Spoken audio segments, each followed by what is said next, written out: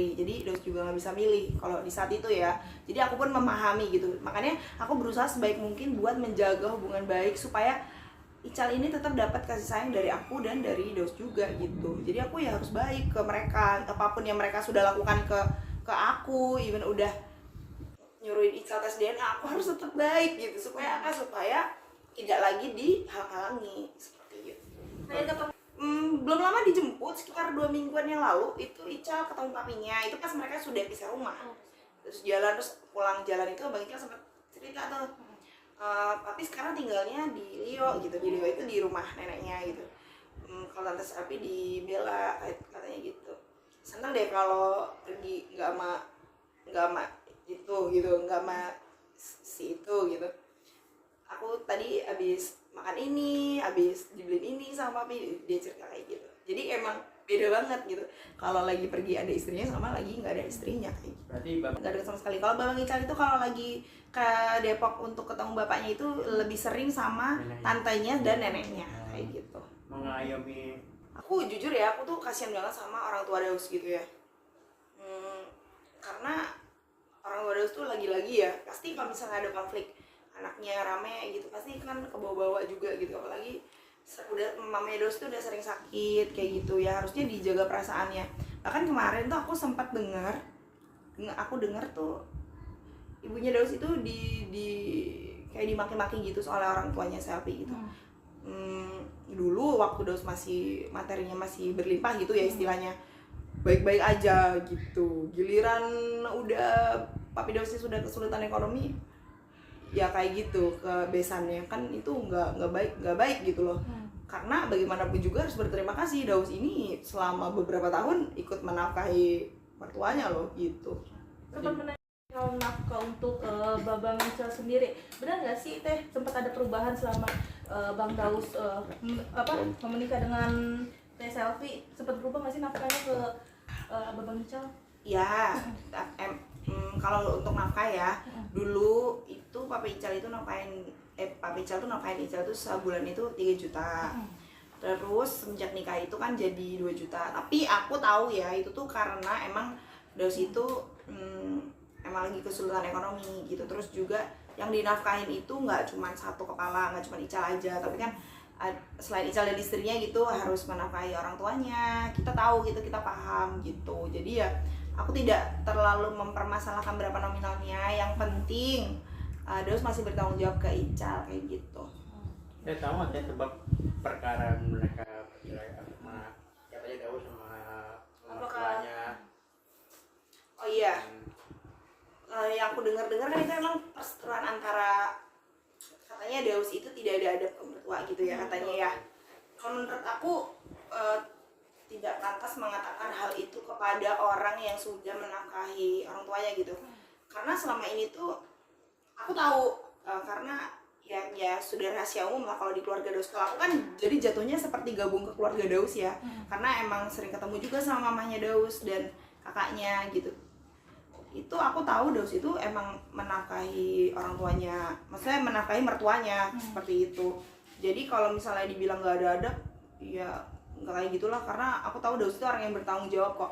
Dia badannya emang kecil, tapi dia sangat besar tanggung jawabnya, kayak dia masih menafkahi orang tuanya, terus kakaknya, anaknya gitu. Bahkan mertuanya yang bukan kewajibannya aja dia nafkahin gitu. Nah ini kan sempat juga kan katanya dari pihak Selfie bilang katanya Bang Daus memutuskan bercerai karena berselingkuh. Mungkin dari Kak Yuni nih melihat Bang Daus seperti apa sih Kak? Kan belum ada bukti yang konkret ya gitu. Apalagi pihak orang ketiganya juga nggak jelas nih yang mana orangnya, kan kita nggak tahu gitu. Jadi ya nggak bisa bilang iya. Tapi Daus kemarin udah bilang, udah bisa memastikan bilang kalau tidak ada orang ketiga, bilang kayak gitu. Tapi Teteh pernah ketemu nggak sih langsung sama Selfie? Sering ketemu kan, sering main kesini juga gitu. Sebelum ada ada gugatan ini ya, kayak Selfie, Papi Daus nganterin Ical kesini, nanti biasanya mampir kayak gitu. Sosoknya kayak gimana sih Teh? Yang Teteh tahu dari keras kepala kan? Ya, kalau aku kan sama dia kan nggak pernah lama-lama bareng ya. Jadi kalau untuk sifat pribadinya kayak gimana sih aku nggak tahu, karena nggak terlalu kenal juga gitu. Cuma dulu sebelum nikah itu Daus Mini itu sebulan itu ngasih Ical 3 juta. Terus emang setelah menikah itu jadi ngasihnya itu emang dikurangin gitu 2 juta, tapi nggak masalah gitu, karena kan mungkin emang ngakunya segitu, karena kan Papi Daus itu kan yang dinafkahi emang nggak cuma Ical doang gitu, ada selain istrinya dan Ical ada ibunya yang harus menafkahi, dan ternyata dengar-dengar harus menafkahi mertuanya gitu kan, jadinya ya aku mengerti gitu. Sebenarnya nggak gimmick, dibilang gimmick, yang itu ya balik lagi yang lebih tahu kan mereka alasannya kenapa harus bohong gitu ya kan. Kalau misalnya kita nih ngadopsi anak itu kan malah bagus, image-nya itu malah bagus, orang malah banyak yang support, malah yang dukung. Buat apa harus bohong bilang kalau itu anak kandung gitu ya selama ini ya kita tahu ya, kayak aku tahu, tapi ya udah sekedar tahu aja, kayak kalau misalnya mereka lagi bohong di TV gitu, ya udah saya hanya menyimak gitu kan, bukan urusan saya juga untuk berkomentar gitu.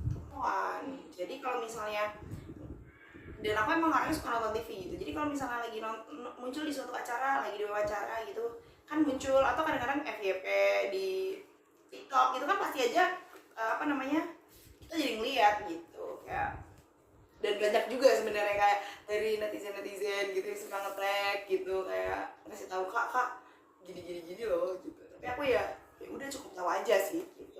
Tapi kalau sekarang kan emang Papi Daus sendiri yang sudah membongkar gitu ya, bahwasannya emang anak itu anak adopsi. Jadi ya kalau misalnya aku ditanya bener apa enggak itu anak adopsi, ya iya seperti yang dikatakan oleh Papi Daus gitu, tapi kan itu bukan dari mulut aku gitu.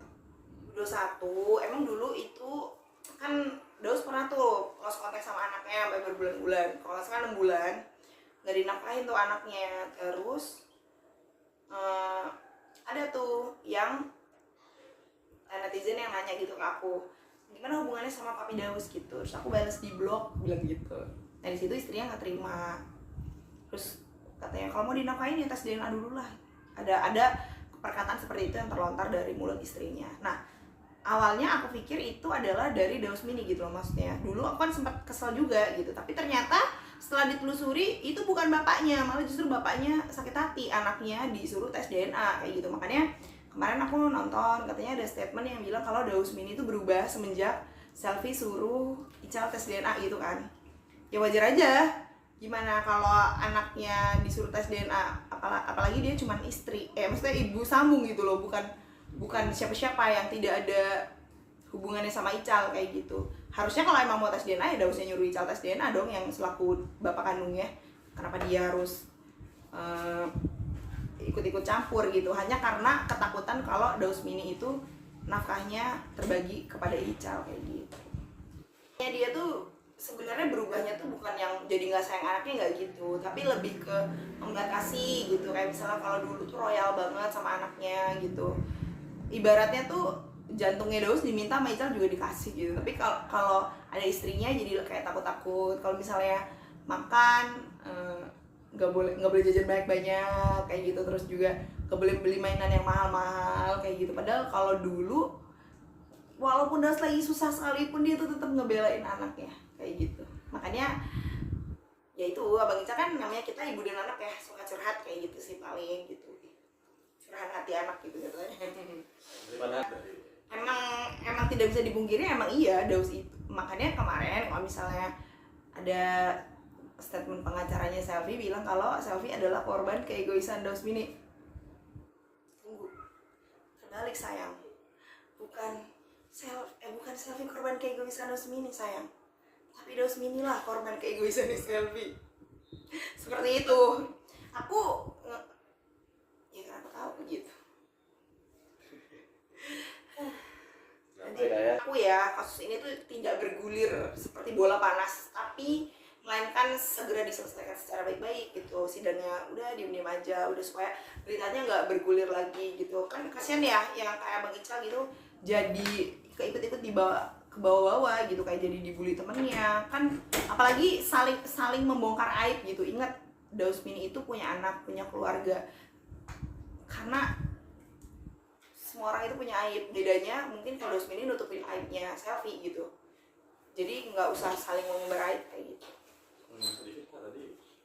Kemarin temennya, jadi dia pulang sekolah tuh bete gitu, Terus aku tanya kenapa nak gitu, terus ternyata dia cerita curhat kalau tadi di sekolah ada yang ngatain aku, katanya Ical bapak lu mau cerai lagi tuh gara-gara selingkuh katanya gitu, ada yang ngomong kayak gitu ke Ical lah. Itu kan sesuatu yang menyakitkan buat anaknya gitu, maksudnya buat anakku gitu loh, yang seharusnya hal itu tidak perlu terjadi jadi harus terjadi gitu. Dampaknya kemana, ke anakku lagi gitu. Kenapa sih perpisahan ini tuh harus segitu dirame-rameinnya gitu, kayak gitu ya kan. Harusnya emang kalau pisah udah pisah aja, pisah baik-baik gitu, kenapa harus rame-rame, apakah kayak gitu.